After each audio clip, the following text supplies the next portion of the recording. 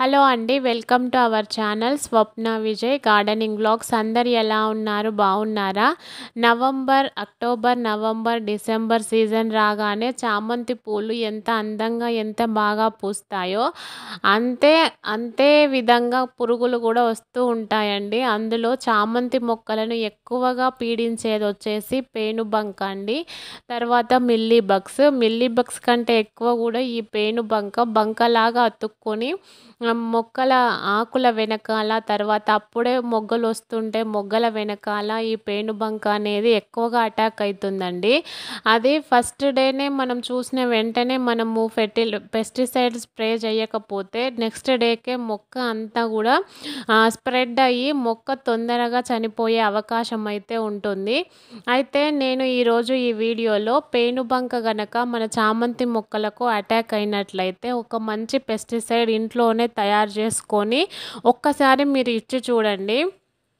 ఖచ్చితంగా పేనుబంకనైతే మీరు నిర్మూలించవచ్చు.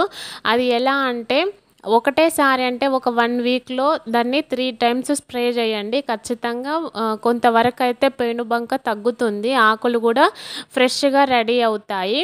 మనము దాన్ని నిర్మూలించినప్పుడే మొగ్గలన్నీ ఫ్లవర్స్ లాగా కన్వర్ట్ అవుతాయండి. పేనుబంకను మనము అశ్రద్ధనైతే చేయకూడదు. ఎప్పుడైతే వస్తుందో అప్పుడు మనము పెస్టిసైడ్ అయితే స్ప్రే చేయాలి. ఈ విధంగా ఆకులకైతే ఉండింది నా మొక్కలకి.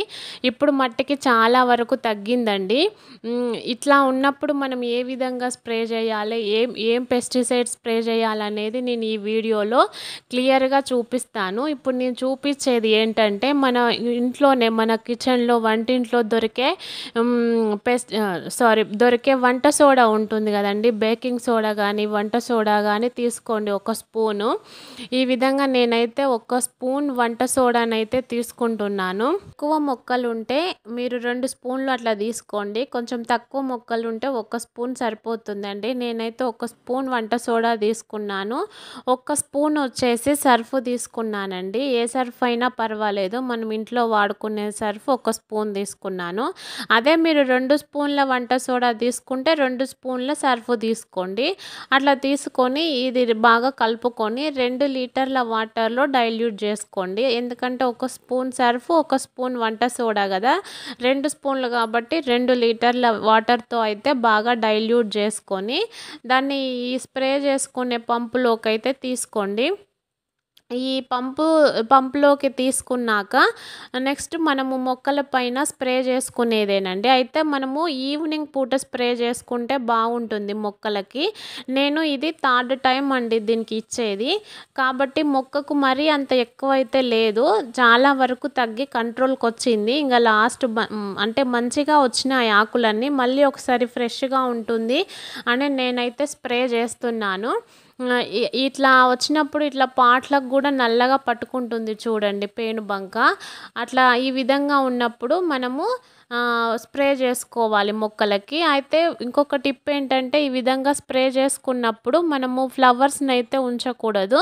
ఫ్లవర్స్ అన్నీ కత్తిరించుకొని మొక్కల మీద స్ప్రే చేసుకుంటే బాగుంటుందండి. ఎందుకంటే బేకింగ్ సోడా కలిపాం కదా, ఈ ఫ్లవర్స్ మీద స్ప్రే చేస్తే ఫ్లవర్స్ వాడిపోయే అవకాశం అయితే ఉంటుంది.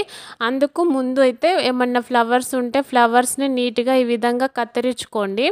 తర్వాత ఈవినింగ్ పూట స్ప్రే చేసుకోండి మీరు. ఎందుకంటే నైట్ అంతా పెస్టిసైడ్ అనేది పనిచేస్తుంది మొక్కల పైన. అదే మార్నింగ్ అట్లా స్ప్రే చేసుకుంటే ఎండకు ఎవాపరేట్ అయిపోతుంది, మొక్కల పైన అంతగా పనిచేయదు. కాబట్టి ఈవినింగ్ పూట అట్లా మీరు స్ప్రే చేసుకోండి. ఈ విధంగా మీరు వారానికి ఒక 3 డేస్కి ఒక్కసారన్నా దీన్ని స్ప్రే చేసి చూడండి, చాలా వరకు కంట్రోల్ అవుతుంది. నేనైతే ఈ విధంగా స్ప్రే చేసుకుంటూ ఉన్నాను చూడండి. ఆకుల కింది భాగము తడిచేలాగా కొంచెం ప్రెషర్ పెట్టి స్ప్రే చేసుకోండి. దాని ద్వారా మొక్క మొత్తం తడిసేలాగా స్ప్రే చేసుకోండి. దాని ద్వారా మొత్తము కంట్రోల్ అవుతుంది. నెక్స్ట్ వచ్చేసి మీరు ఆ వంట సోడా సర్ఫ్ కొట్టినా కానీ తగ్గలేదంటే మీరు నెక్స్ట్ ఆప్షన్ కింద నేను ఈ పెస్టిసైడ్ని అయితే చూపిస్తున్నాను చూడండి. జామ్ షీల్డ్ అనే పెస్టిసైడ్ని 5 ml తీసుకొని 1 లీటర్ వాటర్తో డైల్యూట్ చేసుకొని దీన్ని స్ప్రే చేసినట్లయితే ఖచ్చితంగా కూడా కంట్రోల్ అవుతుందండి. ఈ పెస్టిసైడ్ వచ్చేసి ఆర్గానిక్ పెస్టిసైడే, అంటే ఆర్గానిక్గా ఉన్న వాటితోని తయారు చేసిన పెస్టిసైడ్ ఇది వచ్చేసి. కాబట్టి ఏం ప్రాబ్లం ఏం కాదు. ఇది అన్ని నర్సరీ షాపుల్లో అవైలబుల్ ఉంటుంది. మీరు వచ్చేసి జెమ్ షీల్డ్ అంటే సరిపోతుంది.